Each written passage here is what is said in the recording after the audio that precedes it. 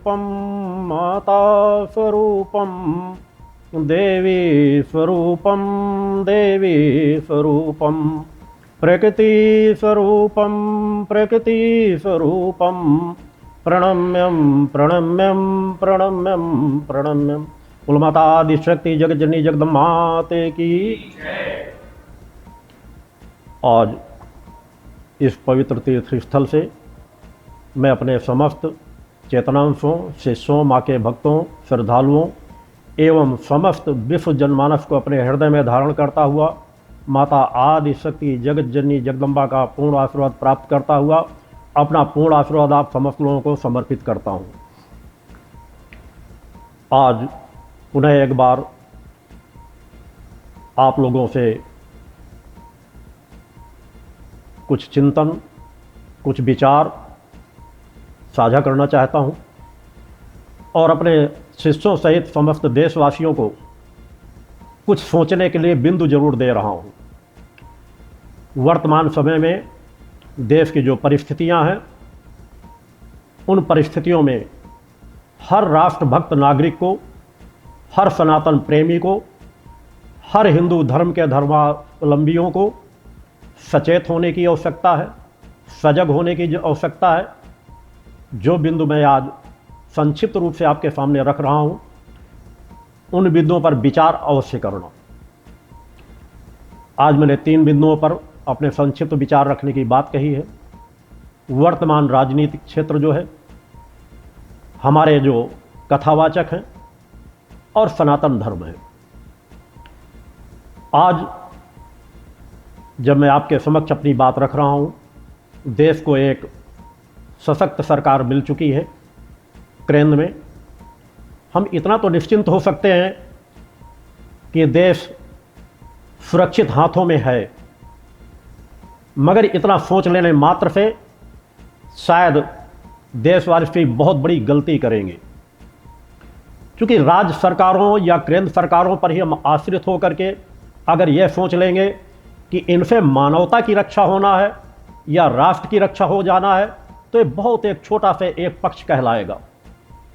हमारा व्यापक पक्ष जो रहता है, उसमें हर नागरिक को सजग होने की आवश्यकता है। आज केंद्र में बीजेपी की सरकार बनी है। नरेंद्र मोदी को पुनः एक बार प्रधानमंत्री बनने का सौभाग्य प्राप्त हुआ है। मेरा आशीर्वाद सदैव उनके साथ बना रहता है, यह मैं पूर्व में कई बार कह चुका हूँ। क्यों बना रहता है, यह भी मैं चिंतन दे चुका हूँ। आज के चिंतनों में भी अगर कुछ समय ऐसा रहा तो उस बिंदु पर भी चिंतन पुनः दूंगा। आज की जो परिस्थितियां आई हैं, उन पर पूरा देश विचार कर रहा है कि ऐसा क्या हुआ कि एक अच्छी चलती सरकार को कहीं ना कहीं कुछ विराम लगा। मेरा मानना है कि यह लगना आवश्यक भी था। कोई भी सरकारें हों, कई बार जब सत्ता पक्ष सशक्त हो जाता है, पावर आ जाती है, क्षमता आ जाती है, तो कुछ गलतियां किसी से भी हो सकती हैं। और वही गलतियां देश के प्रधानमंत्री नरेंद्र मोदी जी से भी हुई। अगर देखा जाए तो वह यदि चाहते तो देश को और कई गुना ज़्यादा आगे ले जा सकते थे। 10 साल उन्होंने कार्य किया। मेरे द्वारा इस बात को रखा जाता है कि हमारे पास, देशवासियों के पास कोई विकल्प नहीं है। एक तरफ आतंकवादियों, नक्सलवादियों, खालिस्तानियों से समर्थित कांग्रेस सरकार रहती है, दूसरी तरफ राष्ट्रभक्ति की कुछ भावना लिए हुए भारतीय जनता पार्टी की सरकार रहती है। 2 विकल्पों में यदि कोई भी चुनना चाहेगा तो निश्चित है भारतीय जनता पार्टी को ही चुनेगा। नरेंद्र मोदी जी की कार्यशैली लोगों को दूसरों की तुलना में, दूसरों के प्रधानमंत्रियों की तुलना में काफ़ी कुछ अच्छी है। देश हित के निर्णय लेते हैं, मगर 10 सालों तक जितना समय मिला था पूर्ण बहुमत की सरकार बनने के बाद, मेरा मानना है कि और बहुत कुछ कार्य होने चाहिए थे। खैर नहीं हुए, उन्हें आगे मौका मिलेगा। आगे यदि कोई अच्छे निर्णय ले सके इस छोटे से झटके के बाद, तो शायद देशवासियों के लिए ज़्यादा उत्तम होगा। अनेकों प्रकार की संभावनाएं तलाशी जाती रहीं, चुनाव के बाद समीक्षा की जाती रही, कहाँ पर किस प्रकार की गलतियां हुई, कहाँ पर क्या न्यूनता रह गई कि हम आज इतनी स्थिति पर नहीं पहुंच पाए।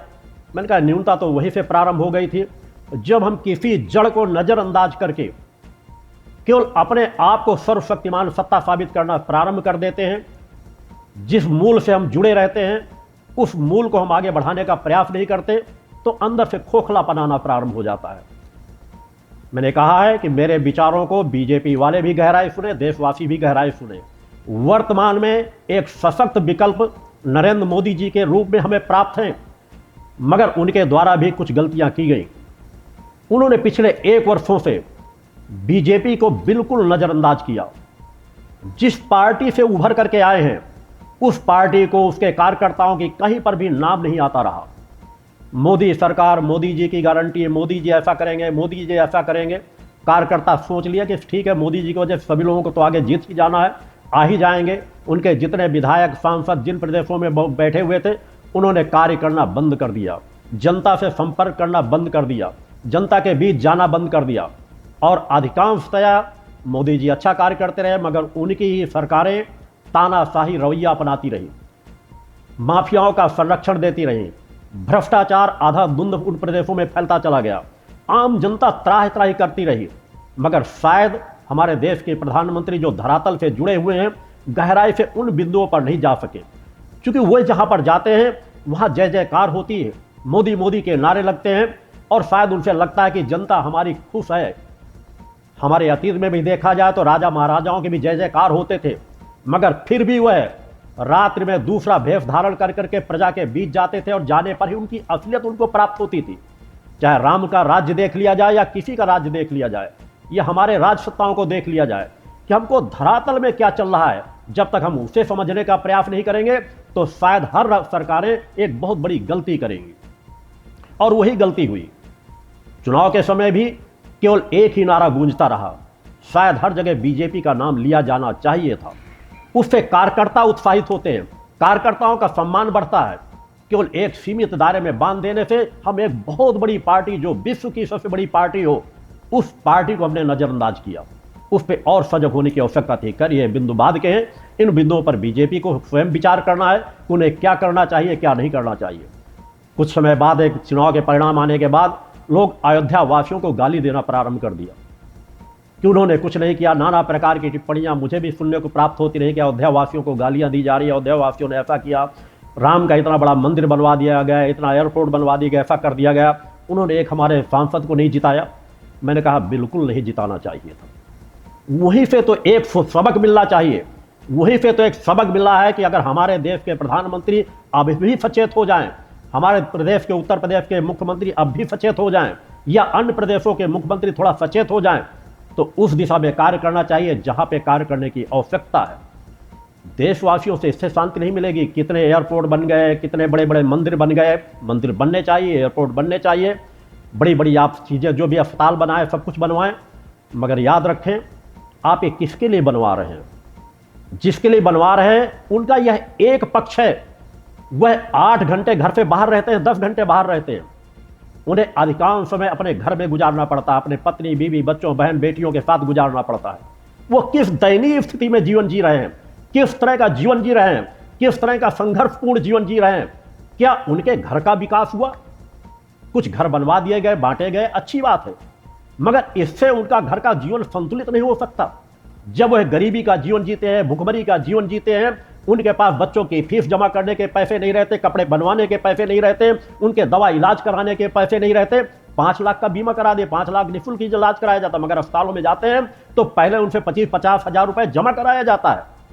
देश के प्रधानमंत्री को यह बात याद होनी चाहिए कि गरीब टहलते रहते हैं, वो केवल कार्ड लिए बैठे रहते हैं कि हाँ हमारे पास आयुष्मान योजना का कार्ड है, हमारा इलाज हो जाएगा, मगर इलाज कहीं पर भी 90% नहीं मिलता।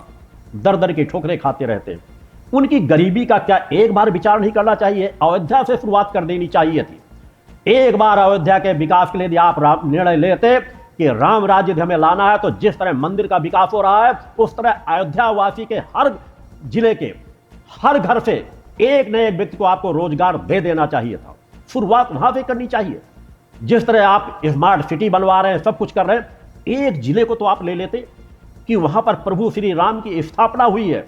तो अयोध्या वासी जो इतने हजारों हजारों वर्षों से संघर्ष झेलते चले आए, कष्ट झेलते चले आए, तो एक बार तो निर्णय ले लें कि अयोध्या में एक भी ऐसा परिवार नहीं होगा, कम से कम सनातन धर्मी, जिसके घर का एक व्यक्ति रोजगार न प्राप्त कर सके।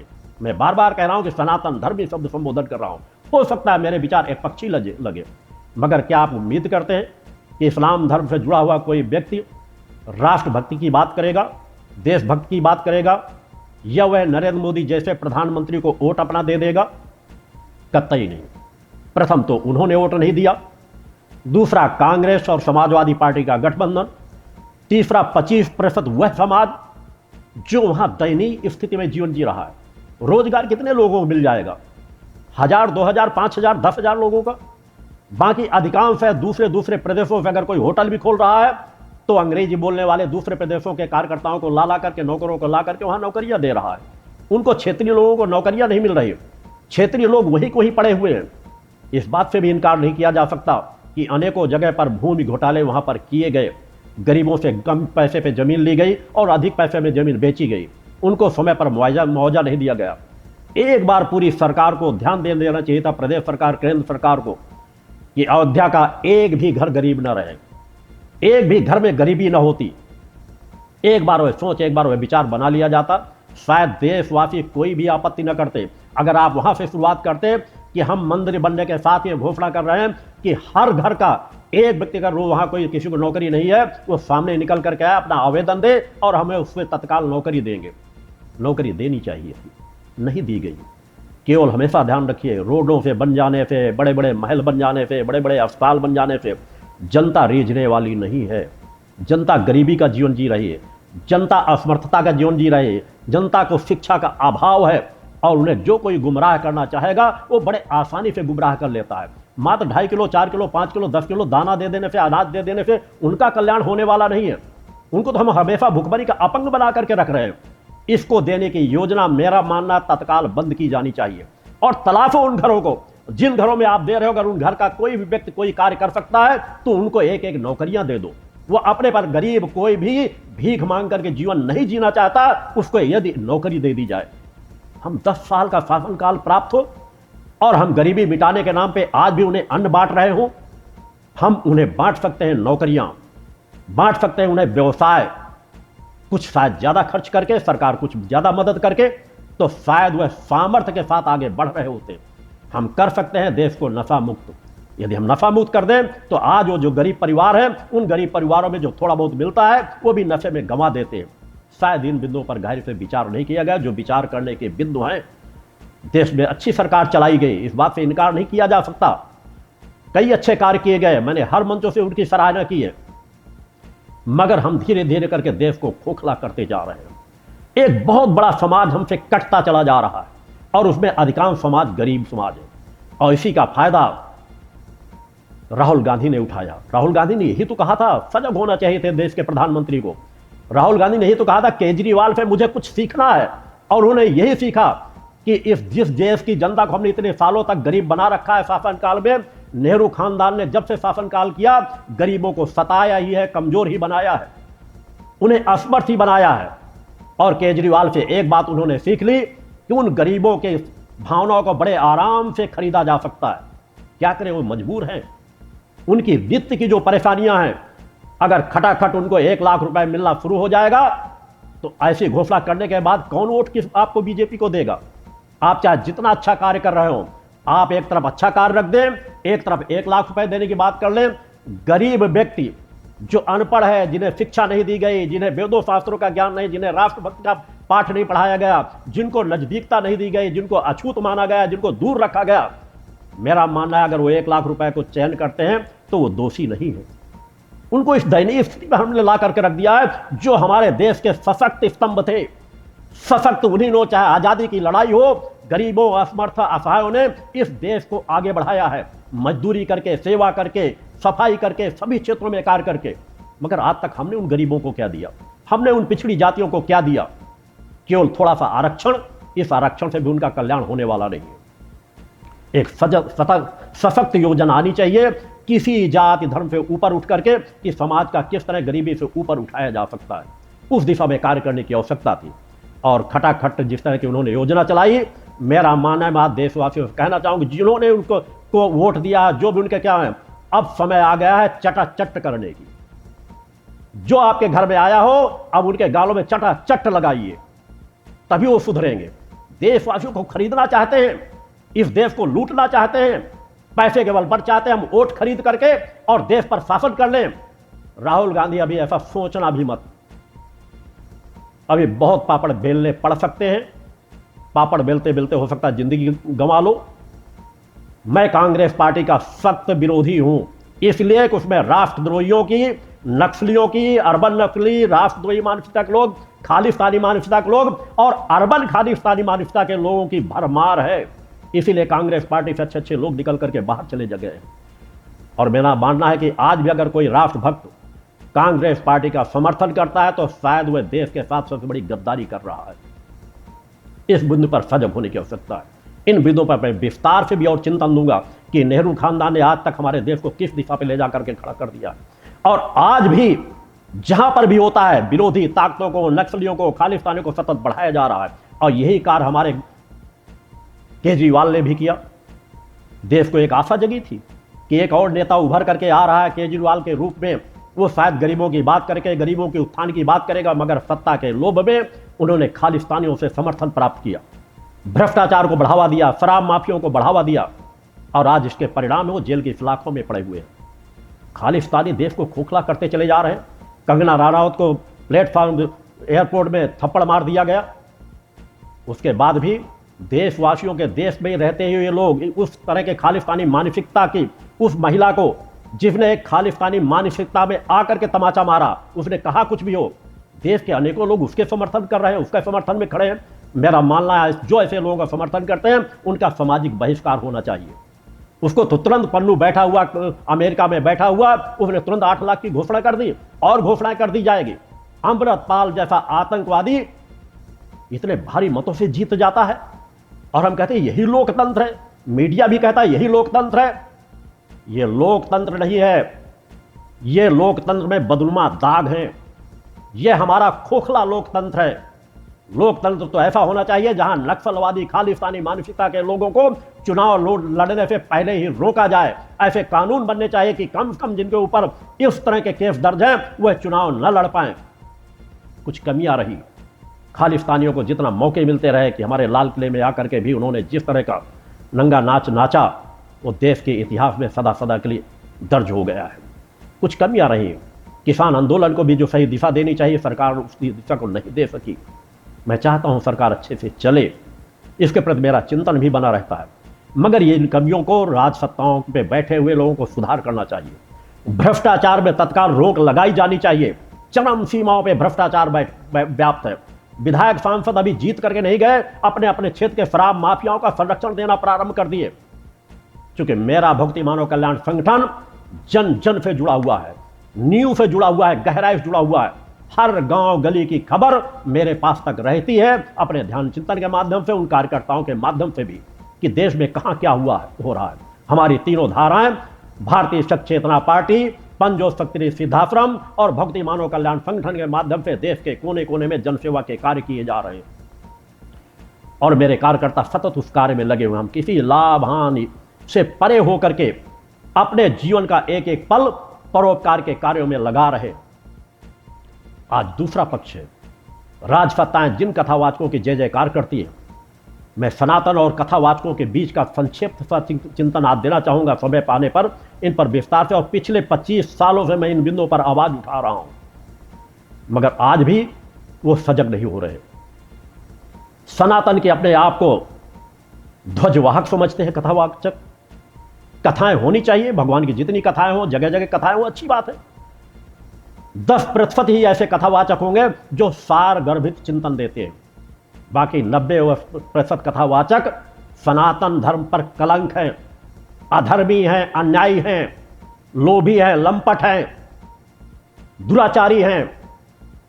धार्मिक संस्थानों में जिस समय धार्मिक कथाएं चल रही हो प्रभु की, इतिहास को याद करके देखो, हमारे उच्च कोट के ऋषि मुनि इन कथाओं के वक्ता थे।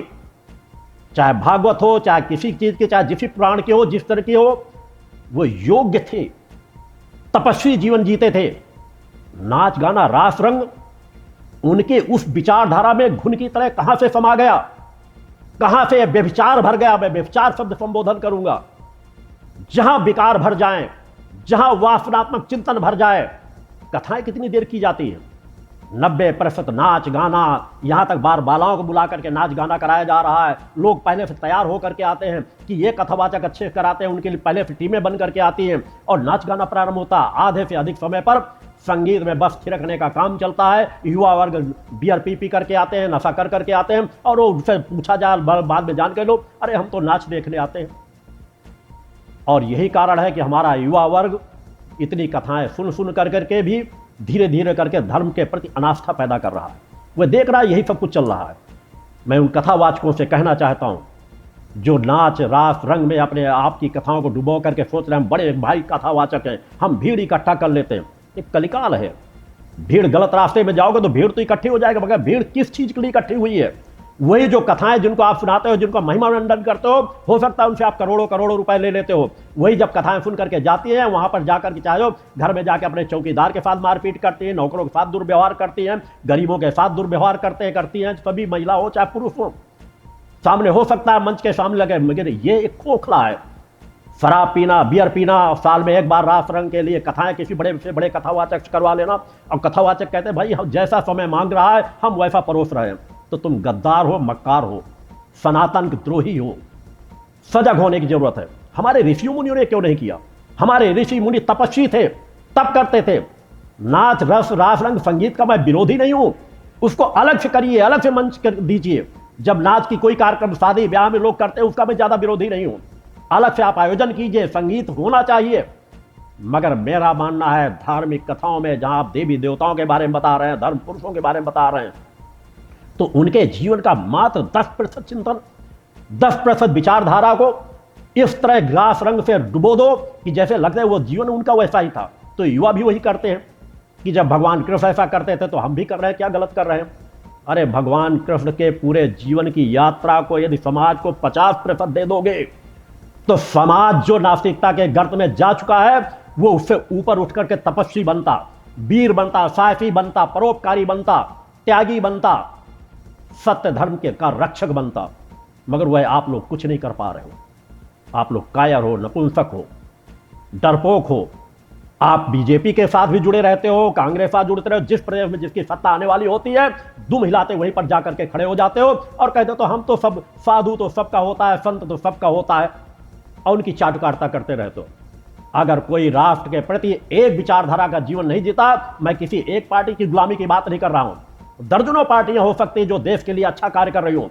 न्यू डालने की जरूरत है आज पुनः एक बार सशक्त रूप से। बीजेपी से भी ज्यादा अपेक्षाएं नहीं की जा सकती, क्योंकि बीजेपी ने भी भ्रष्टाचार को चरम सीमाओं में बढ़ावा दिया है। मैं चरम सीमाओं की बात कर रहा हूं। हर प्रदेश सरकारें भ्रष्टाचार में लिप्त हैं। सजग होने की जरूरत है। और तीसरा मौका मोदी जी को मिला है, मौत के इस तरह के बार बार मौके नहीं मिलते। हो सके तो अपनी प्रदेश सरकारों को निर्देशित करें कि भ्रष्टाचार माफियाओं का संरक्षण देना बंद करें। शायद देश खुशहाल होना प्रारंभ हो जाएगा। न्याय व्यवस्था में आप क्या कर पा रहे हैं? लोगों को 20-20 साल तक न्याय न मिले। किसी को अगर न्याय नहीं मिलेगा तो अपराध बढ़ेंगे ही। जहां न्याय की व्यवस्था इतनी होनी चाहिए कि हर कोई भी केस प्रकरण हो उसको 6 महीने के अंदर अंदर न्याय मिल जाना चाहिए। वो 6-6 पीढ़ियां चक्कर काट रहे हैं न्यायालयों के। लोग मर जाते हैं, उनके फैसले नहीं हो पाते हैं। आज आप किस दिशा में रोजगार को बढ़ावा दे रहे हैं? किसी क्षेत्र में न करते। शासन की मूल कड़ी होती है न्याय व्यवस्था। न्याय व्यवस्था में न्यायपालिका का एक भी पद रिक्त नहीं होना चाहिए था, बल्कि उसमें यदि आप प्लस करते तो शायद आप बहुत अच्छा कार्य करते। यही जो कार्य नहीं कर पा रहे, इसी से धीरे धीरे करके वह जनमत आपसे कटता चला जा रहा है। मैं खुद चाहता हूं, क्योंकि आज वर्तमान में आसपास कोई दूसरी पार्टियां नहीं है, कि बीजेपी एक लंबे समय तक देश में शासन करे, इसकी आवश्यकताएं हैं। मगर यदि आप उन बिंदुओं पर सजग नहीं होंगे जिन बिंदुओं पर मैं हर मंचों से आवाज उठाता हूं, तो शायद आप बहुत बड़ी गलती करोगे। मैंने कहा है कि देश के प्रधानमंत्री नरेंद्र मोदी का इस भूतल पर अगर सबसे बड़ा कोई हितैषी है तो यह आत्मा है। क्या रिश्ता है आने वाले समय में कभी बताऊंगा, या पूर्व में अनेकों बार संकेत दे चुका हूं। मैं भले शांत रहता हूं, एकांत रहता हूं, जहां जहां पर उनको कुछ विचार चिंतन, ध्यान चिंतन के माध्यम से प्रवेश कराने की आवश्यकता होती, प्रयास भी करता हूं। मगर धर्म क्षेत्र में, हर क्षेत्र में अंकुश लगाना वर्जित माना जाता है। चमत्कारों की दिशा में मैं कार्य नहीं करता। आज जो अनेकों लोग कुकुर मुत्ते के समान पर पर्चे बनाने के लिए, फिर चमत्कार के नाम पे हम ऐसा बता देते हैं, ऐसा पर्चा बना देते हैं, ये भी सनातन के द्रोही है। हमारे सनातन धर्म में इस तरह के चमत्कारों को कभी भी बढ़ावा नहीं दिया गया। ऋषियों मुनियों ने जिनके पास नए स्वर्ग की रचना करने की सामर्थ्य थी, वह भी इस तरह के चमत्कारों से जनता को कभी अपने आप आकर्षित नहीं करते थे। मगर आज सब कुछ उल्टा होता जा रहा है।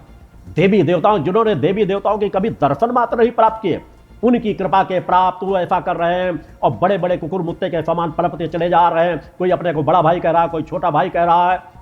पूरे देश को सनातन को लूटे। आज आवश्यकता है सनातन को सजग होने की। और मैं सनातन धर्म के उन शोषित, वंचित गरीबों को, पिछड़े वर्गों से कहना चाहता हूं, सनातन किसी की बपौती नहीं है। आगे बढ़ो, तुम्हारे पूर्वजों ने वो सब कुछ किया है। इतिहास उठा करके देख लो, राम राज्य में देख लो, राम राज्य के पहले उनके दशरथ के राज्य में देख लो। एक एक गरीब से गरीब व्यक्ति जो वहां मैला सफाई करता था, सफाई का काम करता था, मजदूरी का कार्य करता था, घुड़साल का काम करता था, सेवक का काम, वो भी वेद ज्ञानी थे, योग्य थे, प्रकांड विद्वान थे। राम के राज्य में भी प्रकांड विद्वान थे। बाद में सब कुछ क्यों ऐसा होता चला गया? इसका मतलब धर्म का ज्ञान देने से हमारा धर्म सनातन कभी भी किसी को वंचित नहीं किया। हमारे एक से ऋषि मुनि रहे जो पिछली जातियों के, जिन्हें कहा जा रहा है उच्च कोटि के ऋषि और महर्षि बने हैं। इतिहास साक्षी है। इसलिए मैं उन सभी गरीब जनता से कहना चाहता हूं, आओ एक बार संगठित होकर के सनातन को खोखला मत करो, सनातन के लिए अपना सर्वस्व समर्पित करो, अपने बच्चों को वेद ज्ञानी बनाओ। और मैं उन सनातन के धर्म के जो ठेकेदार हैं उनसे भी कहना चाहता हूं, अगर तुम केवल ब्राह्मणों के, पंडितों के, सवर्णों के लोगों को ही वेदों का ज्ञान देते रहोगे, तुम वास्तव में सनातन के सबसे बड़े शत्रु हो, दुश्मन हो। हर एक को ज्ञान देना, उनका ज्ञान प्राप्त करना अधिकार बनता है। अतः सनातन के द्रोही मत बनो। सनातन खोखला होता चला जा रहा है। 50% समाज अपने आप को सनातन का कहना ही पसंद नहीं करता, वह दूसरे धर्मों की ओर आकर्षित होता चला जा रहा है। और आज पूरे विश्व की जितनी भी ऐसी ताकतें हैं जो भारत को कमजोर करना चाहती हैं, वो आज घर घर जा करके संपर्क करके किसी को इस्लाम धर्म की तरफ बढ़वा रहे हैं, किसी को ईसाई धर्म की बढ़ा रहे हैं। और दुर्भाग्य तो है, जिस बौद्ध धर्म को हम अपना मानते हैं, हिंदू धर्म का ही एक अंग है, आज बौद्ध धर्म के लोग हिंदू देवी देवताओं का अनादर करवा रहे हैं, जिनको हम अपने देश में शरण दिए बैठे हैं, पाले बैठे हैं, जिनको संरक्षण दे रहे हैं, आज वही हमारे सनातन धर्म को खोखला कर रहे हैं। इस पर कौन विचार करेगा? न हमारे देश के सम्मानित शंकराचार्य इस पर आवाज उठाना चाहते हैं। छोटी छोटी बातों पर आवाज उठाई जाती है, क्या इस पर आवाज नहीं उठाई जानी चाहिए? कि हमारे देश में जिन्हें हमने शरण दे रखी है, उनमें कितने लोग खुलकर कभी बोलते हैं कि देवी देवताओं का अनादर न कराओ, उन घरों से देवी देवताओं की मूर्तियां हटाई जा रही है, तस्वीरें हटाई जा रही है।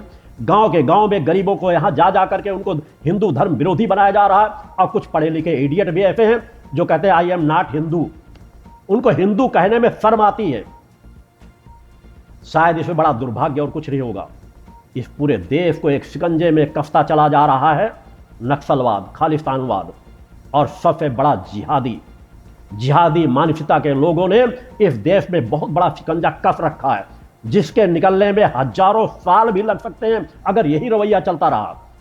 और अगर सही तरीके से कार्य कर लिया जाए तो 2-4 प्रयास करने के तो 2-4 साल की उनकी जो अलग अलग कार्य योजनाएं हैं, प्रधानमंत्री बनते हैं 5 साल 10 साल भी पर्याप्त हो सकता है। मगर अगर इच्छा शक्ति हो कि सत्ता रहे या जाए, हमें जो कानून बनाने हैं बनाने, नागरिकता कानून, जनसंख्या नियंत्रण कानून, इनके सख्ती से इनका पालन होना चाहिए। जिहादी मानसिकताओं के विरुद्ध खुल करके आवाज उठानी चाहिए, उनके खिलाफ सख्त कदम उठाने की जरूरत है, उस दिशा में कार्य करने की जरूरत है जिस दिशा में कार्य नहीं किया जा रहा। हमारा सनातन धीरे धीरे करके कमजोर होता चला जा रहा है। मैं अपने देशवासियों से बार बार आग्रह करता हूं कि कम से कम इतनी बड़ी गलती आप मत करो कि हम हिंदू धर्म को नहीं मानेंगे, हम दूसरे धर्म में चले जाएंगे, हमारे साथ ऐसा हुआ, हमारे साथ ऐसा हुआ। तो तुम्हारे साथ ऐसा जो गलत हुआ, संगठित उसको सुधार करो, उसके विरुद्ध आवाज उठाओ। जहां पर कहीं छुआछूत का बढ़ावा दिया जा रहा है, कहीं आपको ज्ञान नहीं दिया जा रहा, उस पर आप आवाज उठाओ। ऐसे लोगों का बहिष्कार करो जो ऐसा कर रहे हैं। मगर सनातन को अपना मूल धर्म मानो, हिंदू धर्म को अपना मूल धर्म मानो, हिंदू धर्म की शक्तियों को पहचानो। तुम्हारे पूर्वजों ने उन हिंदू धर्म की शक्तियों के लिए अपना सर्वस्व न्यौछावर किया है। और उन्हीं से शक्ति पा करके आज ऐसी परिस्थिति समाज के बीच स्वयं खड़ी हो गई है कि आप चाहो तो सनातन पर अधिकार स्थापित कर सकते हो। यह आपका अधिकार बनता है, आपका कर्तव्य बनता है। मैं आह्वान करता हूं कि आपको कोई स्थान नहीं मिलता तो यह पंजोर शक्ति सिद्धाश्रम आपका आह्वान करता है कि आओ, पिछले 25-30 वर्षों से एक विचारधारा से कार्य किया जा रहा है, जहां सभी जाति धर्म संप्रदाय के लोगों को एक समभाव से लिया जाता है। न यहां छुआछूत है, न जातीयता है। हम धीरे धीरे करके भारतीय शक्ति चेतना पार्टी की नींव को भी आगे बढ़ा रहे हैं। हमारी सभी सेवाएं सेवा के रूप में है, राष्ट्र के रूप में। मेरे द्वारा पहले भी कई चिंतनों में कहा गया है कि हम ये नहीं कि हाँ चुनाव जीत करके हम केजरीवाल के तरह तुरंत सत्ता पाना चाहे, जायज ना जायज रास्ते लेके। मैंने कहा है 15, 20, 25 वर्ष हमें समाज के बीच संघर्ष करना है, मगर आने वाले समय के लिए हम नींव तैयार कर रहे हैं।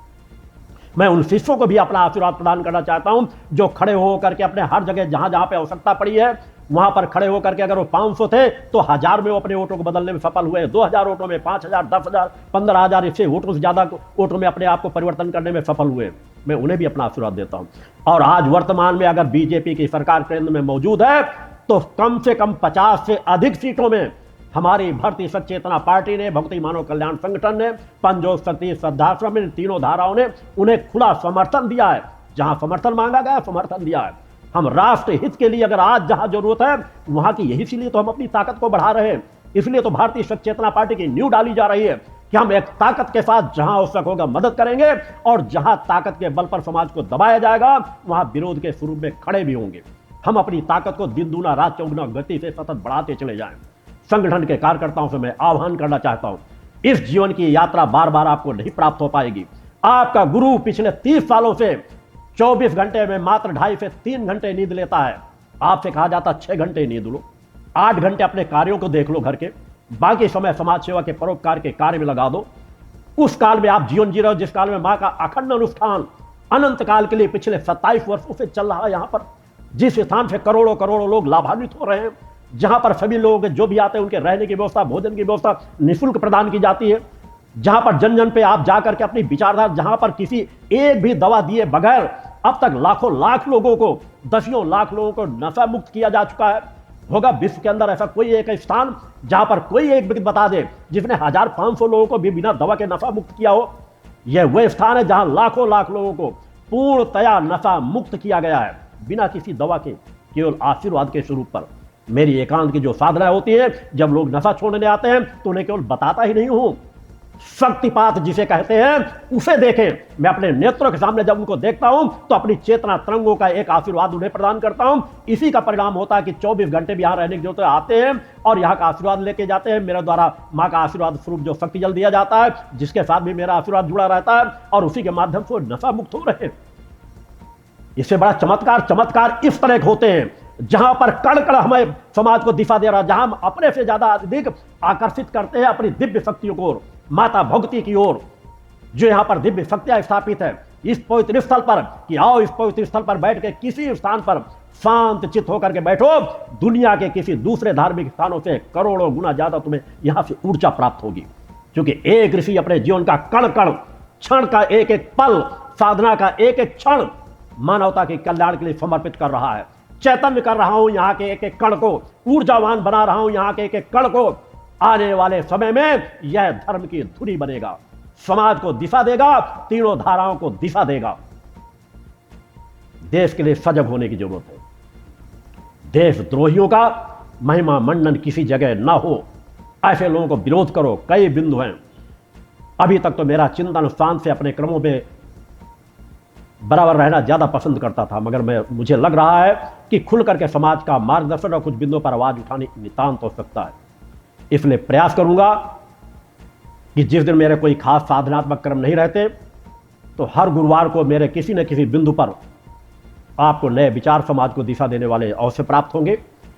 21 जुलाई को जो गुरु पूर्णिमा पर्व है, मैं अपने समस्त शिष्यों से चाहूंगा कि कम से कम टीम प्रमुख सभी जगह मिलकर के देश के 500 से अधिक स्थानों पर दुर्गा चालीसा के 5-5 घंटे का अनुष्ठान वहां प्रारंभ कराएं और पूर्ण चैतन्यता के साथ वहां से अधिक लोगों को उससे लाभान्वित करें।